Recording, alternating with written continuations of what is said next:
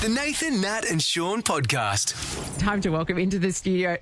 We're in the presence of a great here, Shaun. Oh, Australian royalty. Yes. He's For been sure. in just about everything.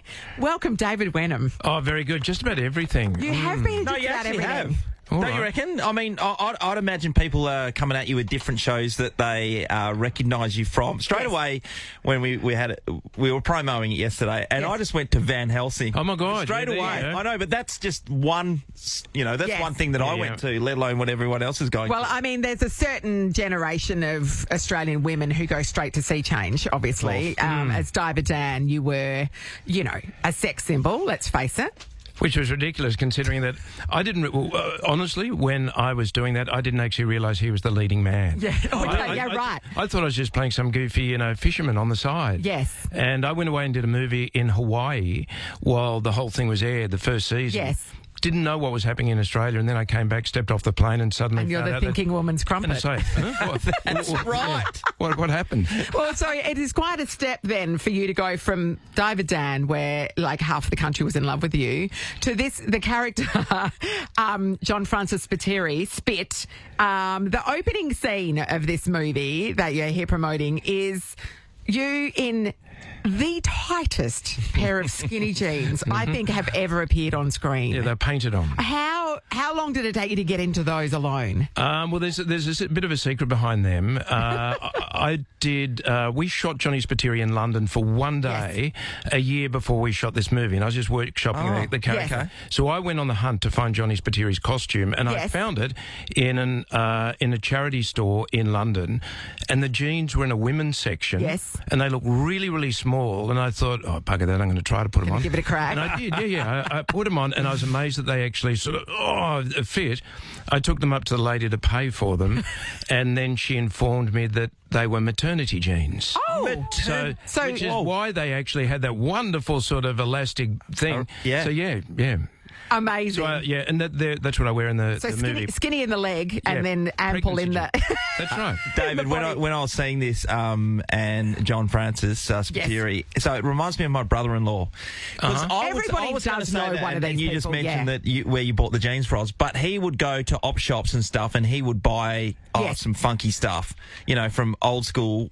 Gear, and it just looks Some amazing fugly on him. shirts. And he's never changed. He always wears this kind of get-up, but he's just famous around all of our kids' friends and stuff like this. Here he comes he again. actually looks cool, does he? Yeah, absolutely. And he owns it. Johnny is exactly the opposite. Yeah. Yeah. He gets his clothes from there, but doesn't look cool. He's a But that's very Johnny. unattractive man. I mean, you know what I mean? Yeah, Like that's right. Yes, he is, and he's got a. You're not going to capture any hearts with this character, Well, who right? knows? Yeah. Who knows? His mullet's still there, but he's a bit, he's got a bit of a bald patch now on the back of his head, and his cold sore gets a little bit better over time. But when he gets stressed, the cold sore does get much redder and slightly pussy. Yes, and he's a bit of a scumbag at heart, really. I mean, I think... but not at heart. no, not at heart. Yeah, that's true. He's got a good heart. He's got a good heart. He's and some childhood trauma. He's got a lot of childhood trauma, and he's had he's been to the school of hard knocks, but he still tries to do his best, and people love him. David, when you're fleshing out this as a... It's not a sequel, is it? It's not a prequel. It's a spin-off. Spin-off, yes. Yeah.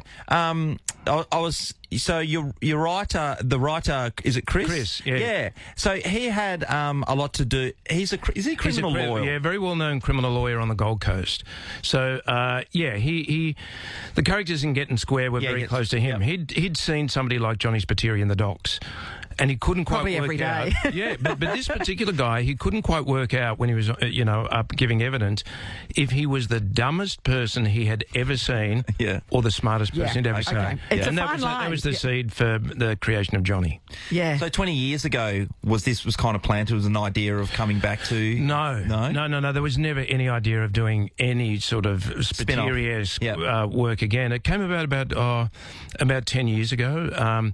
Independently, I was just talking to a friend of mine and said, comedy for me is my strongest suit, I think. Yep. But I never get the opportunity to play with it very often. Yes. So we started talking about Spiteri, and I started to, think about all the different scenarios you can put him in.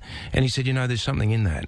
So I rang Chris Neist, and he said it's amazing because myself and Jonathan Toplitsky, the director, have actually been writing a movie for Spiteri. Wow. So that happened 10 years ago, and the first draft was unbelievably good, and it's taken us 10 years to make them. So, and that's a long time for a project to reach fruition. Is that normal in the movie world? That it take from what normally, to go? yeah. Normally, if you get a good run, it's about 6. Yeah. But this was 10, and the difficult thing is literally just raising the finance for it. Yes. Yeah. It's so hard to get an Surely the independent film David up. Wenham name helps in that department. Well, I don't know. Maybe it hindered it, and that's why we went for 10 years. I don't know.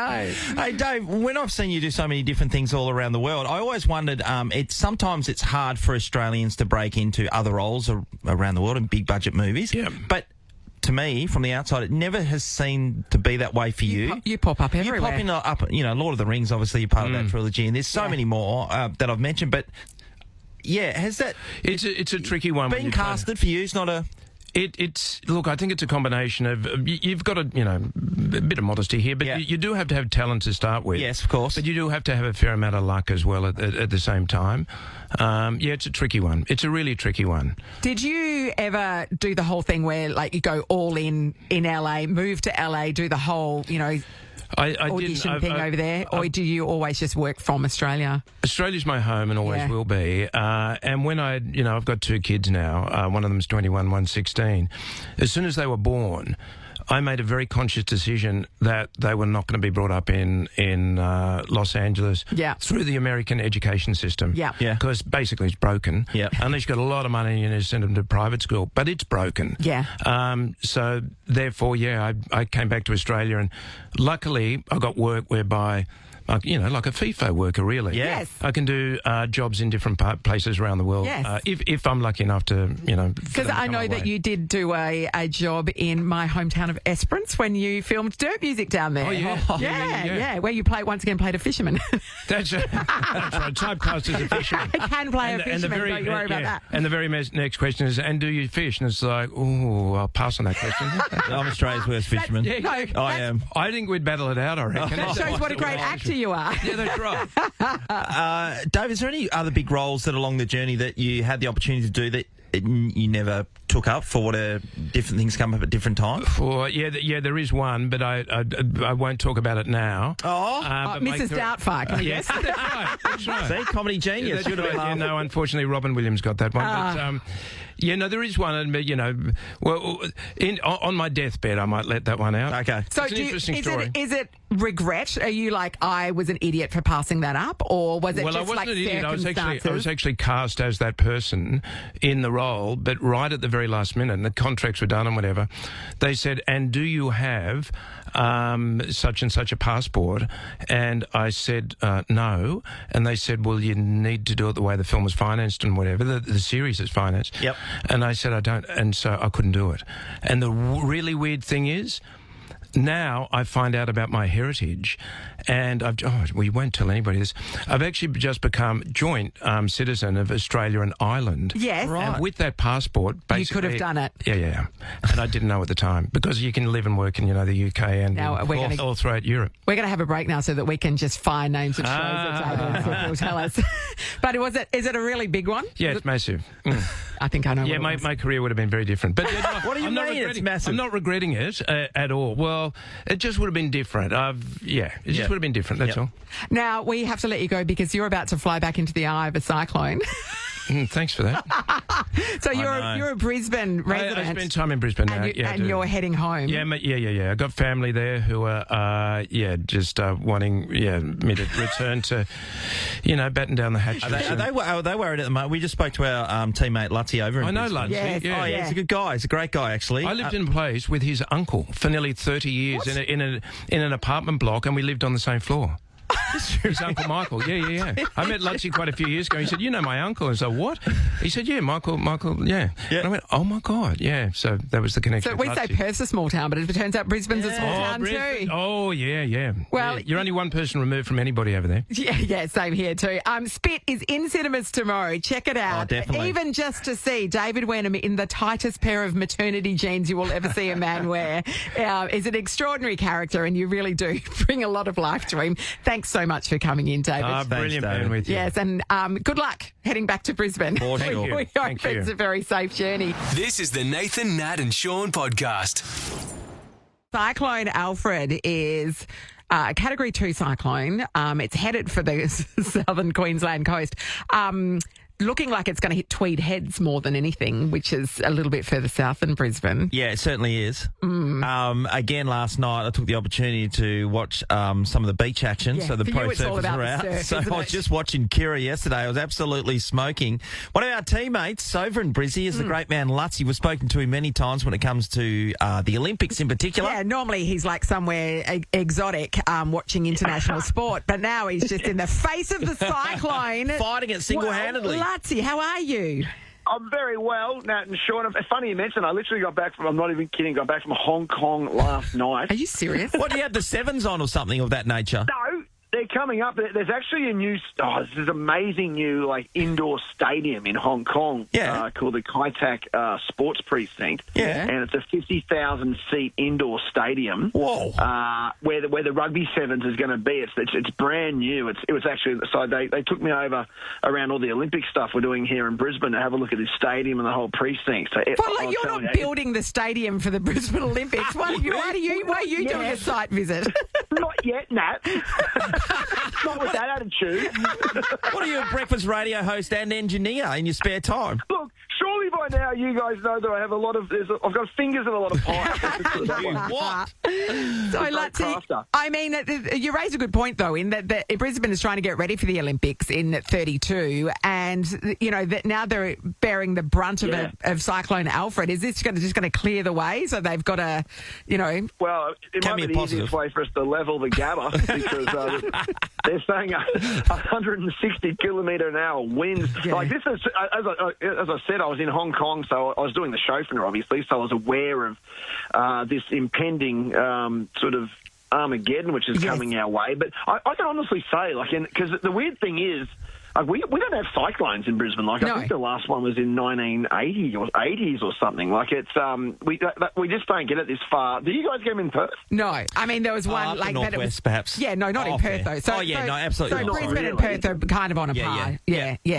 We get them up north. I guess in my mind, you guys would get them up in Broome or something. Yeah, we get Port them up in Hedland. Cairns yeah. So, this is a sort of untapped area for us, and it's very strange because you're getting all these specific reports now, particularly the last sort of, I guess since last night, where before then it was speculation, it's coming down the coast, it might, and now they're pretty much, every expert we speak to now saying, no, this thing's going to hit, it is on the way, and they're pretty much saying, look, today is the day to get everything sorted, get all the furniture indoors and make sure things, blah, blah, blah, make sure you're safe, your family's safe, your pets, everything. They're saying by tonight, because come Thursday, somewhere between probably 3 p.m. Thursday and 8 a.m. Friday, it's going to make land, and obviously somewhere they reckon around Brisbane, maybe slightly north. There's even talk of northern New South Wales being impacted by this. Yeah. And the thing is, while it's a cyclone and it's wind,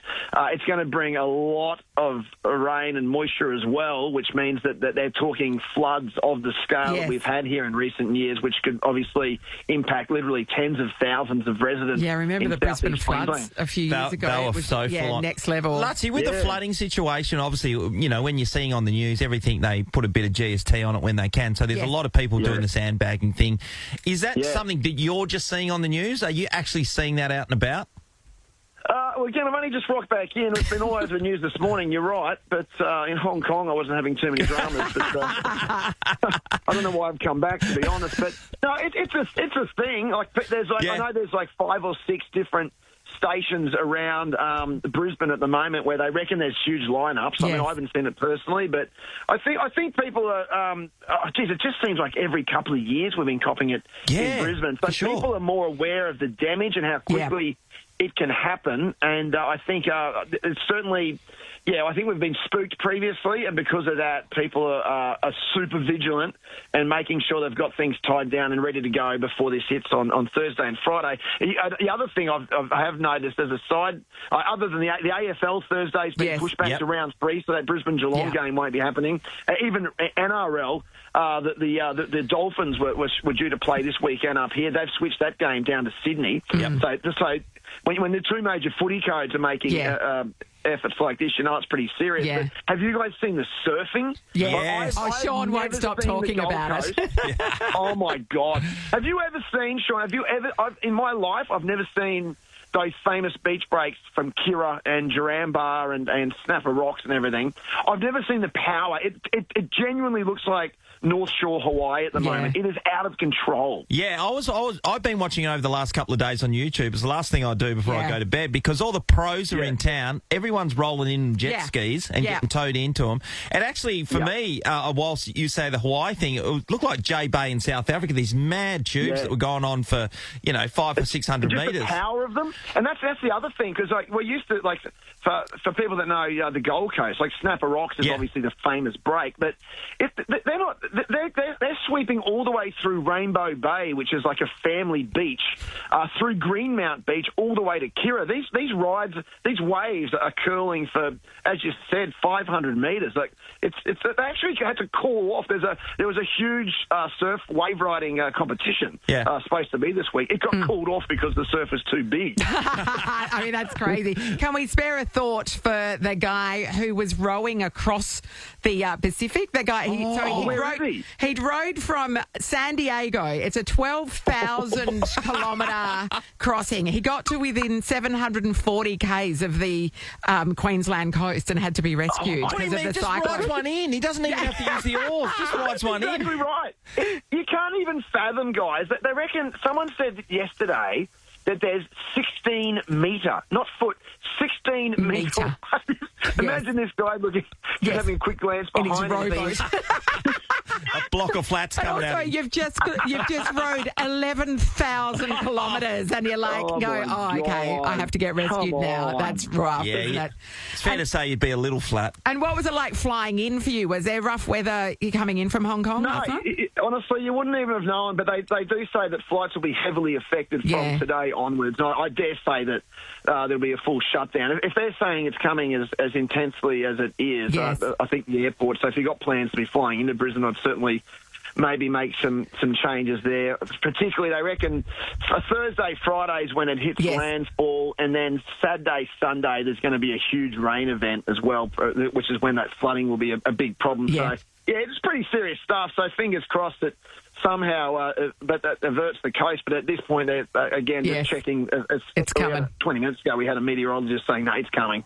It's on its way. So lock it down, Hey, Luttsy, as we know, I would imagine that a lot of people have been told to stay home, right? Yes. Not come into work. But, Correct. Given that you work for Nova like us, you would be forced to come in and No, he's just been working from Hong Kong. He's not going in. What are you doing? Right. You're working from home? Days. Well, what were they calling us during COVID? We were the frontline workers. Frontline workers or something. We were. Yeah, we are. The old wireless. This is when the wireless gets its true power during these events when people rely on the Shauns and the Nats of this world to keep them connected, and that's why we will have jobs forever. Until the ratings club. Yeah, Sounds like the good people of Queensland are in great hands, Luttsy. Well, good luck. I hope you live on a hill. Oh, of course I do. The years have been very kind to me, obviously. If that's what 20 years of Nova salaries do to you. I look down from my castle, as I'm sure you fine people do. I'll be over there soon. I'm over there for the National Athletics Championship, so I'll make sure I drop in and honestly, can you come in? Yes. No, I'd love to. Guys, I'd love to. Love you guys. Yeah, all right. That'd be great. Great work. Stay safe, Luttsy. Stay safe. Well, guys, thank you so much. It's the Nathan, Nat and Shaun podcast. Another champion AFL player won't be playing in round one of this season, Nat, and it seems to be just adding up left, right and centre. By round one, you mean O-round? Yeah. O-round, yes. Yep. Jesse Hogan is the one at the GWS Giants. So he's the Coleman medalist. Yep, reigning Coleman medalist. Absolute belter of a season last year. Broke his thumb just in the last week. Bummer. What, in a practice match? No, very interesting enough. Hopefully Jason McCartney, who's the football manager, will tell us how it was done. Very unfortunate. Obviously, he's just unfortunately jammed his thumb in the door. It was on the bus on the way home, so the toilet door. So initially thought it was not too bad, but it was swelled overnight. Thought it was, maybe lose his thumbnail, but wasn't to be. But it's only a temporary thing. We don't know how long. We don't think it'll be too long. It's just a pain management thing. The toilet door, Nat, got him on the bus. Got him. Here's a tip. Yeah. Don't go to the toilet on the bus. I know it's convenient that it's there, but gross. I think guys are more likely to go to the toilet on the bus? I mean, if they're going to do a wee, I'm sure that when we used to go down to Geelong, we used to catch the bus back up to Melbourne and then off to the airport and stuff like that. You'd have to have a run at some stage, but... No, it's just not that far. It's not, you're not driving for hours on end. Still 50 minutes. Yeah, just hold on till you get to the airport. I know it wouldn't happen to the women much, but we did hear of Emma Driscoll has an unfortunate bus toilet story that she told us about where she went to the toilet on the bus, first mistake, and then while she was on the toilet in the bus, they hit turbulence. I don't know what happened. They did. And the door swung open and she then flashed her O'Driscoll at the coach, Lisa Webb. And they said from that point on, they've never been closer. No. There's nothing to hide anymore. Is there? That's a reason why you don't go on the toilet bus. As a teenager, because I went to school in Perth, but my parents obviously live in Esperance, and so I used to have to catch what was then called the West Rail bus from East Perth station all the way down to Esperance, 10.5-hour bus ride, and there were toilets on that bus, and I never used it because I could not think of anything grosser than the toilet on that bus. It's but what happens when you're busting? You just wait until there's a stop and you get off in Dumbleyung and you go to the toilet there, Sean. Do what civilised people do. Dumbleyung. Shout out to my mate Ricky Mott. He's from there. Could drink a block of 30 cans by himself. It was also best for a country, I think. Yeah. Yep. Hey, we want to talk about this because there's so many different stories when people don't like to use the buses, but when they jump on the toilet bus sometimes, anything can happen. Jesse Hogan's not playing this weekend because he broke his finger. Because of the toilet door on the bus. It can get you the toilet on the bus. $100 rooftop movies vouchers up for grab. Plus, you've got your food and drinks are covered. Yeah, that's Last chance to experience rooftop movies before the season wraps up. You don't want to miss out. Make a night of it. All right, we are talking about the toilet on the bus. Have you got a story? Or, look, if it was a plain toilet, it was a toilet on any form of transport, a train perhaps. Yes. I caught a train in Vietnam, and when we went to go to there was like one Western toilet at the far end of the carriage, and when you got there were chickens in little baskets, like just some chickens sitting on the floor, and I'm like, is that chicken going to watch me pee? Okay, that's creepy. Derek's in Averley. Morning, Derek. Morning, how are you? Good, Derek. Okay, talk to us. What sort of toilet did you use and what happened? Okay, so I am one of those guys. I have to use the toilet everywhere I go. So yes. It's like one of those. But one particular one was, I was on a bus from Perthshire, Scotland, down to London overnight. Oh, that's a long journey, yeah. Yeah, and it was supposed to be a sleeper bus, but it got changed last minute, so it was only seats. But so I was like, didn't think there was a toilet on board for a little while. Then I discovered it was downstairs because somebody told me. Yes. And I went down in this tiny little cubicle, and I'm thinking, you have to be a little person to be comfortable in this thing. Literally, I was sort of squeezing myself in just to get the door closed, and I thought, do I sit? Do I stand? What am I going to do? And I couldn't sit, so I stood anyway. And there was a little bit of a rough patch, a bit like the story you were telling earlier, and literally I wet myself all over the joints. Might have got over a bump for taking the corner too fast. Yeah, so literally missed the pan, got right into the crutch of my jeans. Wasn't very comfortable. Of course, tried to wash it as there, so it just looked like I just stood there and peed myself instead of going to the toilet. I think we're getting a bit of a sense of why women don't like to go into these toilets because men have been in there doing this. Do you know what I mean? Like it's everywhere. Yeah. It's everywhere. Your aim's bad at the best of times, let alone on a moving vehicle. No defence for me. Yeah, true. All true. Thanks, Derek. Tam's in Halls Creek. Hello, Tam. Yeah, I know. It's a little bit of just around the corner. Are you in Halls Creek right now? Right now, yeah. Unreal. Good morning, Halls Creek. Okay, talk to us. What sort of toilet were you in? Oh, well, we were on the beautiful Lake Argyle and obviously consuming a few bevies just on the weekend and obviously survived. But there was a little boat, there was a little toilet on the boat, and it was pretty much obviously pretty disgusting, so it wasn't an option. So option 2 was to do a wee with the Crocs.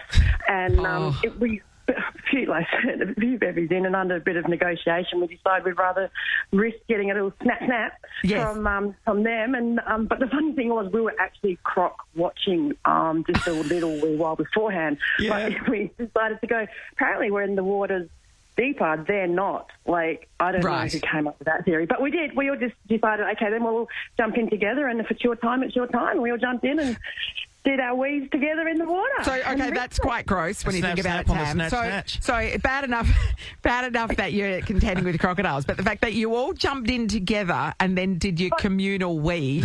You're all floating around in that water, right? I know, but it was only number one, and we gave each other a couple of metres. Okay. There's an exclusion zone. And had to wait till everyone was in head above. So we had a little bit of criteria laid out before it all happened. Sean, haven't you swum in Lake Argyle? Yeah, Tam, I swam in Lake Argyle, and it was on the Saturday when they do the Lake Argyle swim, obviously. They on the Wednesday leading into that Saturday, someone had been bitten by a crocodile for the first time in years. Yeah. Good and so we were thinking, oh my God, let alone jumping in there. Oh, I did jump in there on purpose because I had a job to do. Yeah, out of choice. Yeah. Takes a brave soul. Fun. Thank you, Tam. Taylor's in Two Rocks. Hello. Hello. Hey, Taylor. Okay, Taylor, what's your take on this? So I am a flight attendant. Oh, you've seen some stuff.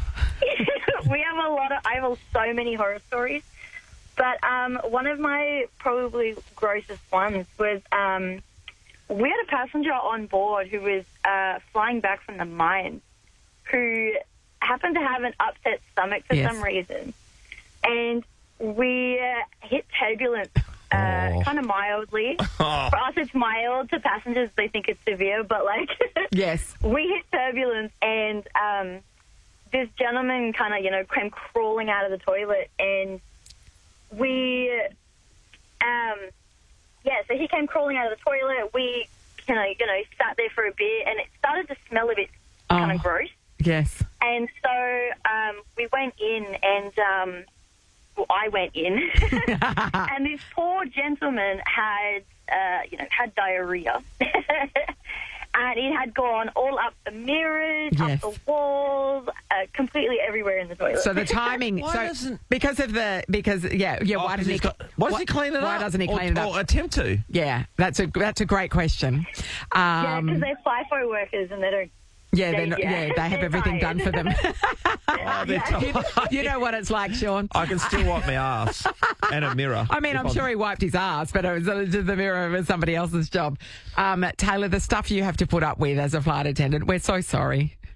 Oh, yeah, it's hectic. Yeah, we are. Yeah, we are. You see the worst of humanity. Nathan, Nat and Sean is a Nova podcast. For more great comedy shows like this, head to novapodcasts.com.au. Nova.